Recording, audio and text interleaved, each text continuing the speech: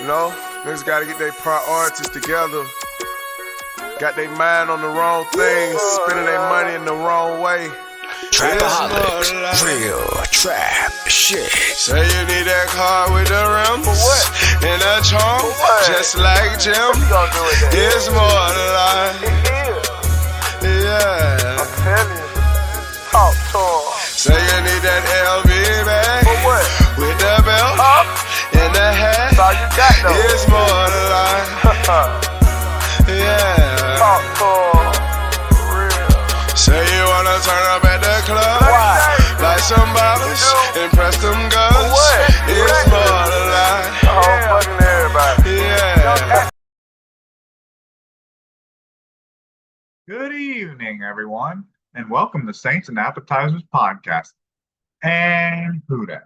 And we're back. We're back with some main course. And before we get delve too deep into this, I'll have to explain my situation a little bit. Don't think my microphone's that great enough to pick up the background noise, but right now I'm in a bit of a thunderstorm, and the cabin I stay in has a tin roof, so it's making quite a bit of noise. So I don't know if you'll end up being able to hear this on the final recording, or if it'll just sound like I'm yelling into the mic and yelling on the trying to talk over something on the podcast. But anyways, that's enough of my current recording situation. Before we get into this absolute barn burner of just an ass kicking that was literally the fire of it was started from the friction of the cheek clapping that the Seahawks put on the Saints on Sunday. But before we get into that, I want to shout out two shout outs podcast in a row where we have some shout outs. But I want to shout out AKA the scientist for commenting a who dat and throwing down a like to get our first win of the season, AKA the scientist. I think we're going to need a lot more of that who dat, a lot more of that to finally get something, or just to stay positive on the season. But hey, I appreciate the likes and the comment and who dat, aka the scientist. I wanted to shout you out because I hadn't heard of a lot of people during the off season or on any of those UFC posts. But anyways, let's get into this game, because there's a lot to get into, but there's a little bit I want to get into that kind of came before the game that was maybe the only positive that came out of Sunday's game. But anyways, let's get into this. It's the Seahawks versus Saints that was at Seattle Lumen Field at 3:05 this past Sunday, September 21st, 2025. But let's get into this. So can I get a menu? And the first thing I was wanting to talk about is, or just talk about or mention, that kind of led up into this game was kind of all the injuries that led into this game, because we kind of knew, like, yeah, the Saints are kind of beat up, but they got quite a few guys that are like listed as questionable. But then even the Seahawks had like 4 guys that were listed as doubtful, and 2 of them were starters in their secondary. So thought those were maybe some injuries that maybe the Saints could maybe take advantage of. Spencer Rattler and his receivers take advantage of them missing Julian Love and Devin Witherspoon. But that did not turn out to be the case at all. Those guys ended up not playing, and the Seahawks just completely rolled the Saints. And you couldn't have told me that they were missing any starters at any position with the way they played. But it was the Saints injuries that I was kind of happy to see were players that ended up setting out that were listed as questionable, kind of like a 50-50 on whether they were going to play, but ended up not playing in a game that would have been completely pointless to play like any injured players, because like they have no chance of winning. The only thing that can come out of this is that they would get more injured. And so they ended up holding out some of their offensive linemen that they had listed as questionable.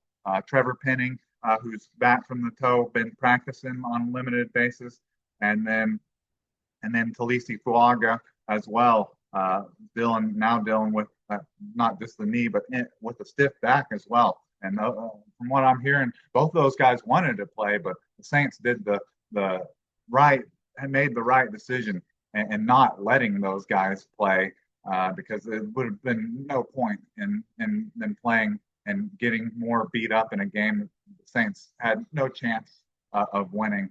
But something I also want to kind of mention before, it's kind of something that just clicked in my head. I kind of wanted to mention was just how prepared were the Saints? You know, they went up there on Thursday to get more prepared or kind of get acclimated to the time zone and maybe the what is it, the altitude, maybe if there's any altitude in Seattle, Washington. Not sure. I'm sure it's not at sea level like New Orleans is, but to get acclimated. But I think that kind of led to them not practicing as much as they needed to. That kind of the time, the day of travel there, where they maybe just kind of would have maybe just flown in on Friday or Saturday. It ended up shaving off a day of practice. So that kind of led to the Saints looking not prepared at all, and just one of the worst games I've ever seen, honestly.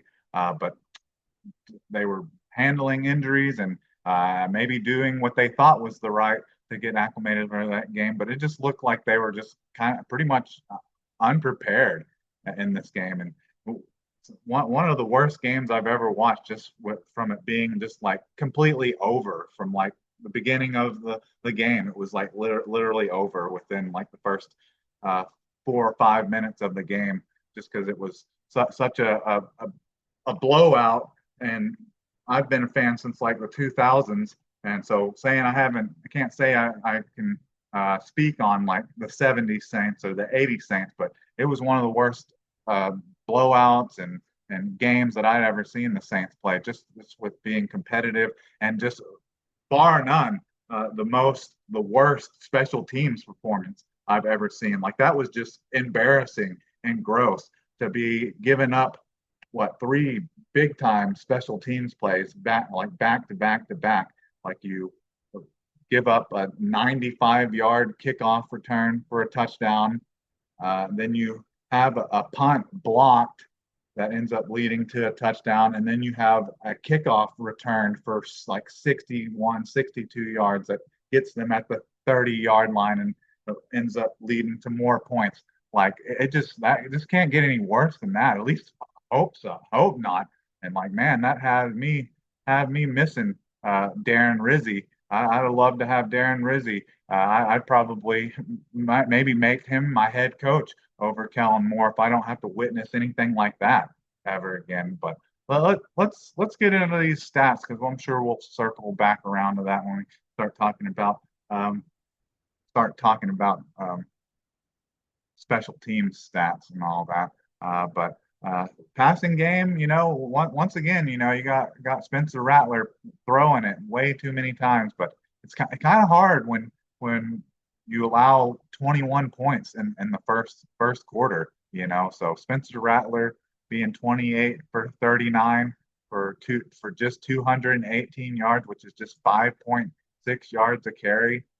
Had one touchdown and then just kind of like a garbage time interception where he's just looking to pick up a first down on 4th and long and just kind of throws it out there and it gets kind of intercepted, like around 30, 20 yard mark of the Seahawks. So it ended up kind of just being like a punt. He was sacked twice for 13-yard loss and then had a 41.9 yard QBR and an 83.1 rating. And then we got maybe it's the light at the tunnel or the book is slightly opened up, but we got to see Tyler Shuck at the end of this game. Maybe it was just in garbage time, or maybe it's future things to come. But we got to see Tyler Shuck just in garbage time, but literally he didn't do anything. He had 2 attempts for no gains and no rushing yards. And then the Saints running game, that's one of the few things that's kind of looked decent in the Saints' first 2 games was their running game, their ability to run the ball and their ability to stop the run. They with the amount of times they ran it and just being behind as much as they were probably led to them not running it as much as they probably would have liked to. But even with what they were picking up, what wasn't enough, what wasn't good enough, because Alvin Kamara, he had 18 carries for 42 yards with a 2.3 average and no touchdowns, and his longest run was 8 yards. And then Kendra Miller had 7 carries for 27 yards with a 3.9 average, no touchdown. And his longest run was 8 yards, and then Spencer Rattler had 2 carries for 10 yards. So definitely not what you were wanting, and not what you needed to win a game like this on the road. You needed a lot more out of your running game, but I mean, potentially we weren't able to see it because within just like 8 minutes or so into the first quarter, that they were already down 21 points. So I mean, the game was pretty much over. Really, the game was pretty much over after the Seahawks' first drive, where they just bang, bang, bang, bang, bang down the field and look like they're on their way to at least a field goal, look like a touchdown if nothing else. And then the Saints are actually able to get them in third and medium, third and long, and it looks like they got them off the field with no more yards, and going to lead to the Seahawks having to kick a field goal from like their own 30 yard line, and then just a late flag comes in, and we see the results on the replay board showing that it was freaking Brian Brucey, who's supposed to be like one of your leaders, one of your veteran players, one of your better players, headbutting a Seahawks offensive lineman, I think, in his face, leading to a 15-yard penalty, brings the Seahawks down to the Saints' 15-yard line, and in one play they score a touchdown. So just like that, Brian Brucey literally just gave them 7 points. It was at least a 4-point swing, if not more, because it should have just been a field goal from like the 30-yard line. And from that point on, the game was over. The game was over from that. You know, the Saints have to pretty much play absolutely perfect to win at home, and then they have to play absolutely pristine, diamond clear, perfect to win on the road and at a place like Seattle and against a team, a good team, a talented team like Seattle. So yeah, the game was over after that big boneheaded play from Brian Brucey. And talked about the passing game. The receivers obviously were the recipients of this, but there's a lot of attempts and a lot of completions, but not a lot of yards and not a lot of touchdowns. Is what's keeping the Saints from getting any of these wins. So we had Chris Olave had 14 targets with 10 receptions, but only for 57 yards, which is 5.7 yards a clip, with a long of 9 and no touchdowns. So like those are the numbers I was hoping maybe Kendra Miller would have from the running back position. Those would have been nice numbers for have like 10 carries for 57 yards, a 5.7 yard per carry average, and a touchdown is what I was hoping and looking for out of Kendra Miller. But we got our wide receivers putting up these kind of stats. And then we had Juwan Johnson had six catches for 51 yards and 8.5 yard average with 21 yard long on 8 targets. Rashid Shaheed had 6 targets with 4 catches for 42 yards on a 10.5 average, a long of 15. And then we had Jack Stoll, the only touchdown of the day for the Saints, had 2 catches for 21 yards with a long of an average of 10.5 with the touchdown, and the 13 long, which was off of 3 targets, and that was like the touchdown in the back of the corner of the end zone from a nice one of the few good plays of the day from Spencer Rattler. And then we have Alvin Kamara is on here with just 1 catch for 14 yards, but he was targeted twice and on a play that was I think it was a a third down play, Spencer Rattler was able to like scramble out of the pocket and buy some time, and then looking like deep down like the middle of the field had Alvin Kamara wide open and just completely overthrew him. So there was just mistakes made by everyone in this game. Like the running game wasn't good, the receivers weren't getting deep enough. Tyler Shuck wasn't throwing it downfield, wasn't attacking downfield, which you would have thought in a game where you're down 21 points, like in a blink of an eye, that there would be a lot more shots downfield or down the middle of the field trying to pick up more yards. But didn't get that, and haven't gotten that from the first three games from Spencer Rattler. And then on defenders, your leading tacklers, you had 13 total tackles from Pete Warner with 7 solo. And he also had a fumble recovery off of a fumble that was forced by Quincy Riley. And you had 11 total tackles from Demario Davis, who had 2 solo and 1 tackle for loss.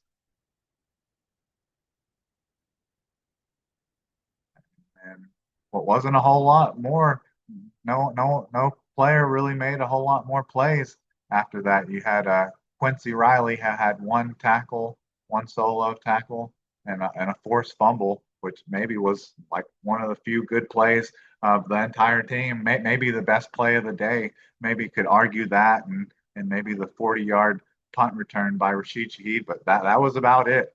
There wasn't a whole lot else to get excited about in this game. And the Saints break their sack streak, so they're not getting any sacks or anything like that. Or you can't say that the Saints are the leader in the league in sacks anymore, coming away with 0 and just absolutely no pressure. And then Justin Reed was supposed to be my MVP in this game, but he had just 4 total tackles, 4 solo, but didn't have any tackles for loss or pass deflection or the interception I was looking for. The only thing he came away with was, I think he got kicked in the face by Kool-Aid McKinstry. It was either Kool-Aid McKinstry or Pete Warner, and like some gang tackle. He got kicked in the face and had to come out of the game for a little while. But that was the most that we saw out of Justin Reed or heard out of Justin Reed. So no interceptions. The returns had 8 returns for 182 yards, which was a 22.8 average with just a long of 26. So even with the amount of attempts, couldn't come away with a good return out of Kendra Miller. And then Rashid Shaheed, who we just mentioned, possibly the best play of the day or most exciting or most explosive play of the day, had 1 punt return that was returned for a long of 40 yards. So we got to see a little bit of that speed from Rashid Shaheed. Maybe he still got it, maybe he's not. We hadn't really got to see those long balls like we, at least during the Derek Carr era, at least we got to see at least one. You at least got to see at least one, maybe just even at least two deep shots to Rashid Shaheed like every game. Like we're not getting like any now. Like they're trying to make these fast, deep route receivers into like intermediate like possession receivers. It just doesn't make a lot of sense. And then Blake Groupie was just 2 for 3 on field goals, which is a 66.7 completion percentage. And he finally was able to make a chip shot field goal. Just his longest field goal day was just a 27-yarder. And then he made his extra point, but he missed his 53-yarder. So we were kind of expecting, or a hot take was kind of, the woes were going to continue with Blake Groupie, but he was going to be able to make a chip shot, but finally he's actually going to miss on something that's reasonable, like a 53-yard long. So Blake Groupie got me questioning why the Saints maybe aren't looking at Young Ho Koo or calling up Charlie Smith or something. I just don't know how your kicker can miss a field goal in 3 straight games to start the season, and the heat hasn't been turned up on him at least a little bit.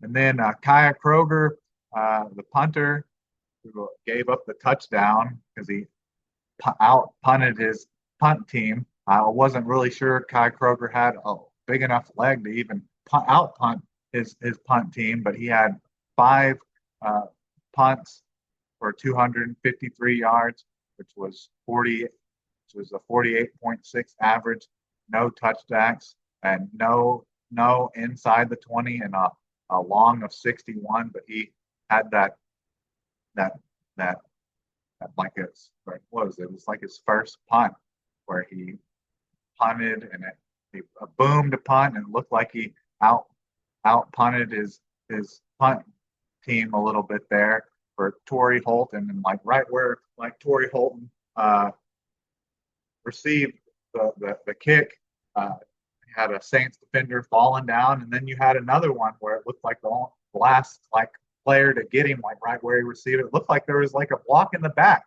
And on replays during the game, watching it on television, on cable or whatever, that they never really showed the replays of like right where he received the ball. Of course they showed the end caps and him scoring like the touchdown, but they didn't show a lot of replays or even question whether that was a block in the back where he received the ball. I mean, I heard like an explanation of because he put his hands up in the air and didn't like push him with his hands, therefore it wasn't a block in the back. But I mean, throwing your body like at the back of someone while they're trying to get a tackle still seems like a block in the back to me. So that was annoying and it's just embarrassing the performance the Saints had. But yeah, you had Torrey Horton returning a 95-yard touchdown on them, and then you had Derek Young had the 60-yard kickoff return on them, and Sam Darnold was pretty much perfect in this game. He was 14 for 18 for 218 yards, 12.1 yard average with 2 touchdowns, no sacks, no interceptions, a 98 quarter QBR, which is like about as good as you can get. And then same with the 154.2 quarterback rating. Like that's about as perfect as you can be.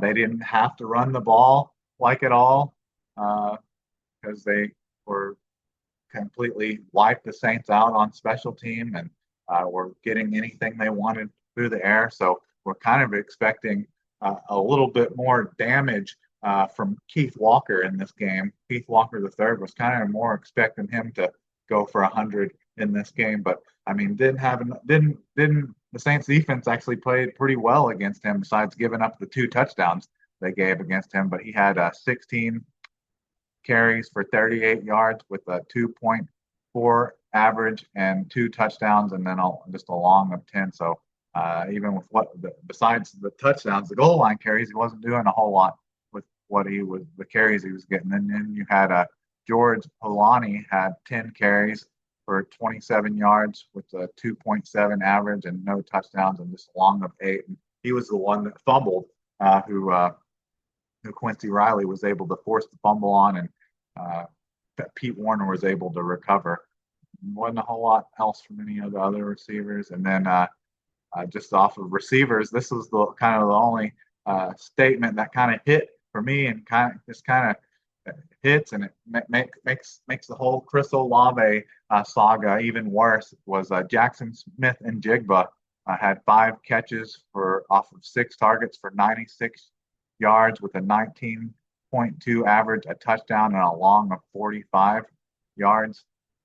So yeah, I was stating that Jackson Smith and Jigba and the Seahawks may be able to show the Saints what a true number 1 wide receiver from Ohio State looked like, and was expecting him to go for 100 and probably a touchdown, and basically pretty much got that from him. And then all the other receivers just kind of contributed a little bit, not more than 2 or 3 catches and 30 yards. That was Torrey Holton had 3 catches for 32 yards and a touchdown, but not much after that. It was mainly Jackson Smith and Jigba off those 5 catches, pretty much dominating the Saints.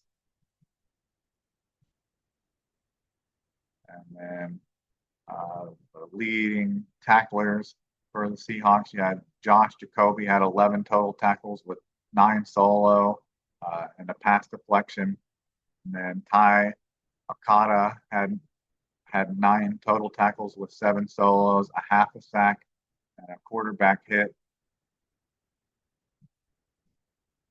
We had Leonard Williams had 4 total tackles, 2 solo, and a half a sack, 2 quarterback hits. Byron Murphy had 3 total tackles, 2 solo, with a sack, tackle for loss, quarterback hit, and then what was it? I think Dorian Kendrick had 4 total tackles with 2 solo. Yeah, 2 solo, 3 pass deflection, and he was the one that got kind of the garbage time interception off of Spencer Rattler. We're just trying to make something happen. And Derek Young had the 60-yard kickoff return.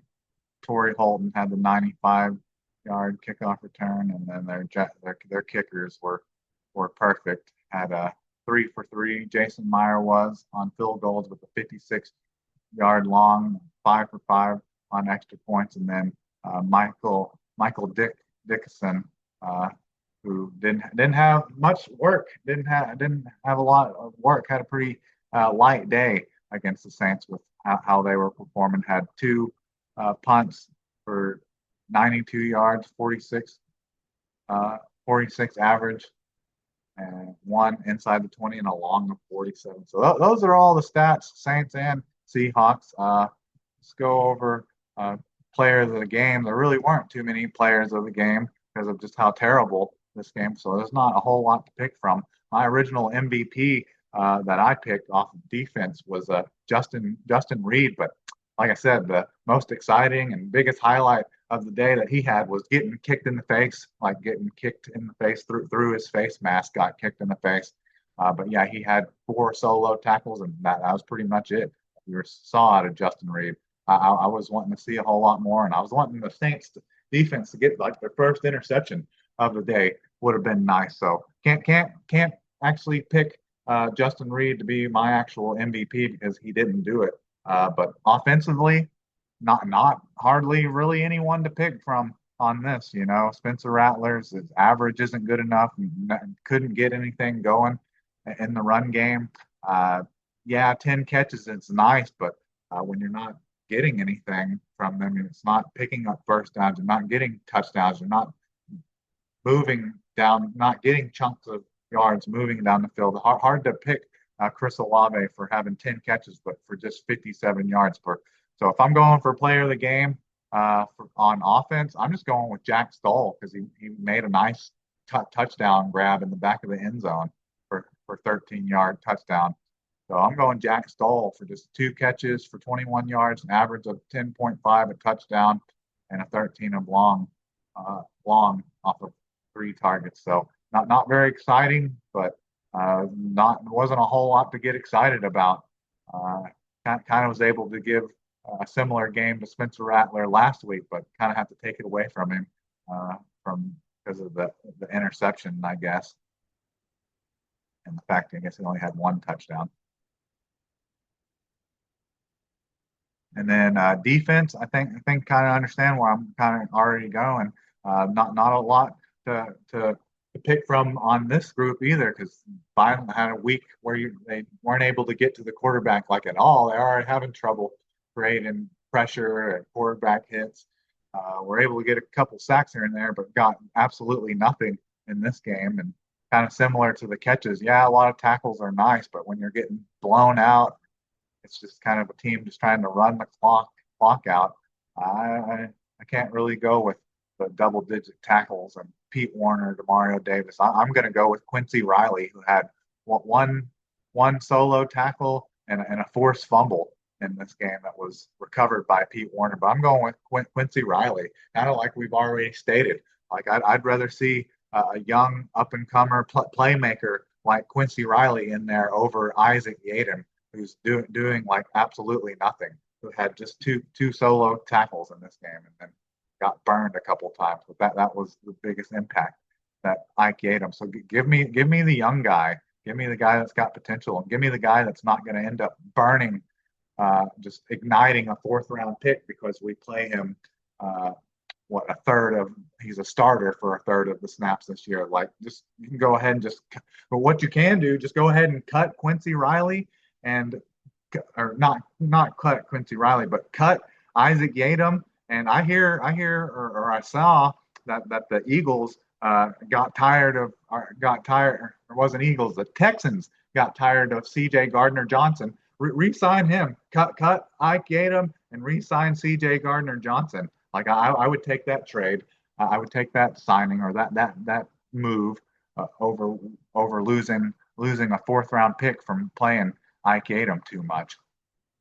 So Quincy Riley defensively, Jack Stoll offensively, and besides Rashid Shaheed and his 40-yard return, there's really no one else to choose from off of special teams. So Rashid Shaheed with your 40-yard punt return. So that's your players of the games and your stats. Let's go through hot takes real quick, which kind of are similar uh, off of reading on the stats. So my one of my two hot takes was hoping Kendra Miller would get more than 5 carries, like 5+ carries and a touchdown.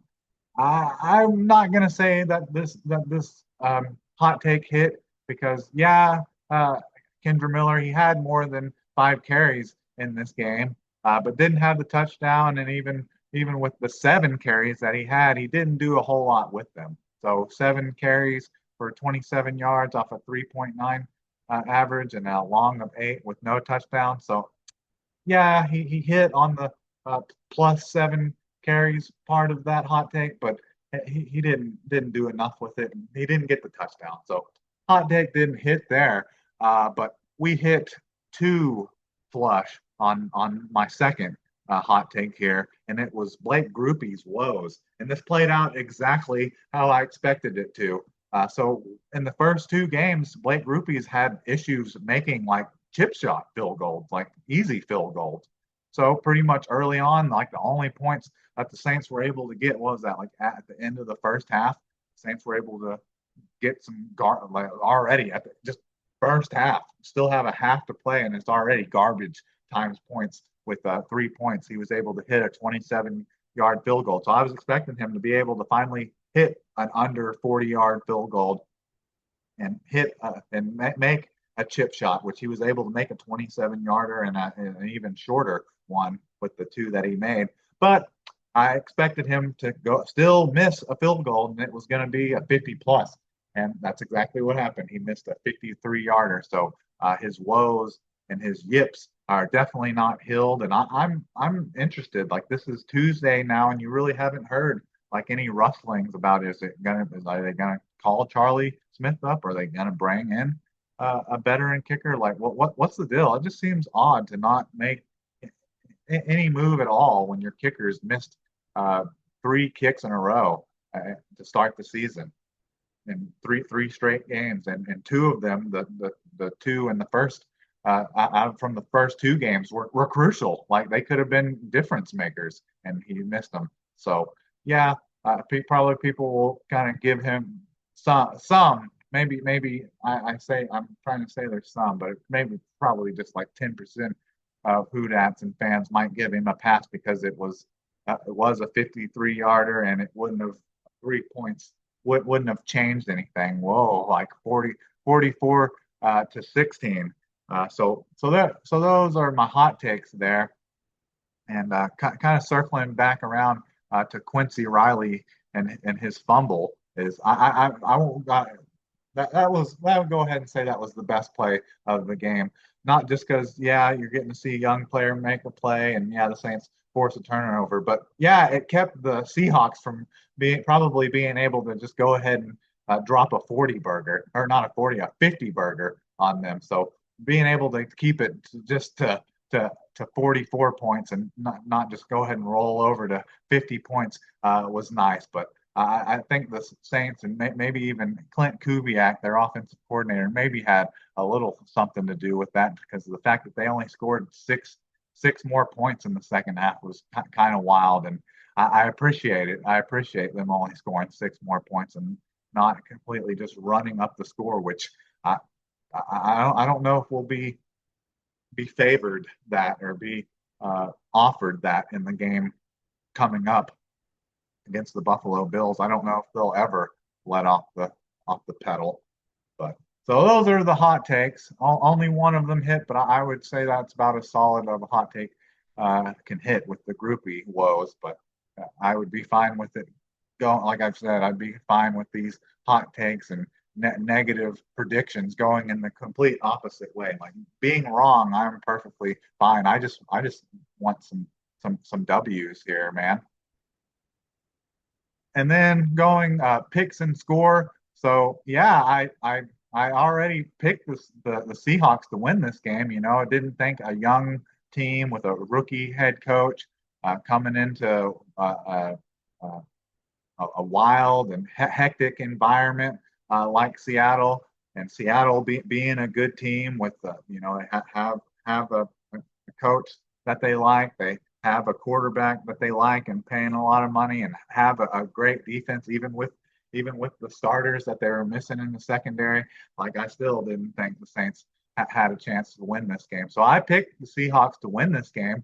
But man, I would have never guessed that it was going to be as big of a beatdown. Like I already predicted it to be a blowout, you know, uh, a blowout 28-10. But I was thinking, hey, maybe Justin Reed, if he is my MVP of this game, maybe he'll make a play or get a turnover to keep the Seahawks from scoring a 30 burger on us. I would have never guessed that we're going to need Quincy Riley to force a fumble to keep the Seahawks from putting a 50 burger on us. So yeah, the Seahawks.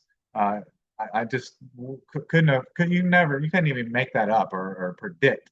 No one could ever predict like three just awful special teams plays back to back to back with the 95-yard return, the punt blocked in the red zone, and then the 60-yard kickoff return, like just all back to back. And that was preceding the terrible penalty, the terrible penalty by Brian Bresee that literally just gave the Seahawks a touchdown and pretty much just ended the game on the Seahawks' first drive by headbutting an offensive lineman, giving them a first down and a first down at the Saints 15, which they scored immediately after.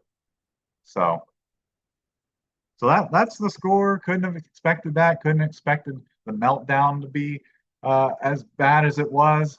But maybe it's just prepared us for it being maybe even as bad or maybe even worse for the Buffalo Bills game. Just trying to see what the time is for that because we were happy about getting to see like the early games, the early games recently. We got to watch the early games on Sunday, and then obviously got to watch the Thursday night game. So with the Buffalo Bills, it's just going to be your standard Central Time, noon Central, 1 Eastern Time game. So won't get to enjoy that, but still you get the Thursday night game. You got a good Thursday night game against what is it, the Seahawks, and the yeah, I think it's the Seahawks and and the Cardinals for a nice Thursday night game coming up. So you got that, and then there's a couple morning games like overseas games that start at like 9:30 or I believe. So you do have some like early games. But yeah, you have the Thursday game that you can enjoy before having to stress about the Saints, and then you have the Viking Steelers 8:30 a.m. Central Time game on Sunday. So you can watch that before you have to lock in to probably the biggest beatdown that you've maybe ever seen, or at least you've ever seen this season so far, maybe is what it will be listed as. But yeah, you'll get that at noon from the Bills. And then maybe just like a closing thought here, coming into a new season with like a young team and a rebuild and a rookie head coach, you always hear people talk about like, oh, this is a rebuild year, like this is kind of a throwaway year. We're wanting to build this team, and it may be a 2 3 year process. You hear that about people, and people saying, oh, we're going to give Kellen Moore, you're going to give him his grace, as we're going to give him some rope, to be able to, he's not going to have such a tight rope, because it's building, it's a work in progress, and building a new team, going to have a couple of his personal drafts, so you're not going to be so harsh in judging Kellen Moore in his first year. But man, it's kind of hard not to, and you definitely hear a lot of people already kind of saying that about Kellen Moore. Like, is he prepared enough? Is he like the right type of personality, or is he too passive, or is there just too much coach speech? Like, man, like during this beatdown, and then even after, like during the interviews and stuff, like seeing him on the sideline while the Saints are just getting absolutely manhandled, you just see like almost like skittishness, or like nervousness, or like just sometimes just like no emotion at all. Like, you would think your team's getting beat that bad and giving up these huge plays on special teams that you'd see some fire. I'd like to see some fire. I guess he's from the Boise. He's a Mennonite, or whatever, Mormon, Mennonite, very religious or whatever. So maybe he doesn't curse, but man, I want to hear him get in some of those players and hear a gosh darn it or something, to just get a fire lit underneath some players, or if he's even a player like that, or a coach like that can even get a fire lit on people. He may just be too nice. I don't know.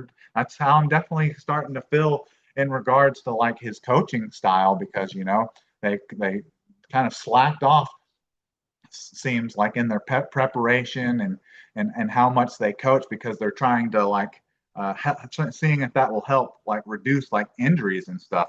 Well, it hasn't. The Saints are just as injured as they've ever been to start a season, and they're playing terrible and look unprepared. So I mean, if you got the choice from one or the other, I'd rather just go ahead and just pile on the injuries, and at least the players that are going to be out there look prepared. But man, it got me questioning and got me watching Kellen Moore a little bit more closely. And man, I just the